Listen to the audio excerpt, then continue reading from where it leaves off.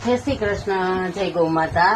હવે આપણે ગોપીને વિયાવાની 2 થી 3 દિવસની વાત છે, તો ગોપીને અળહો થયો છે જો, તો હવે એના માટે આપણે કુદરતી દવા બનાવશું।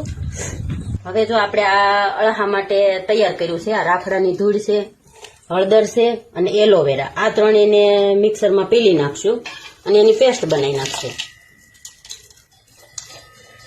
હવે આ પેસ્ટ તૈયાર થઈ ગઈ છે જુઓ, આ એને ગાયને આવમાં લગાડી દેવું ને, જેથી કરીને ગાયને અળહો થોડોક રાહત રહી અળહાને।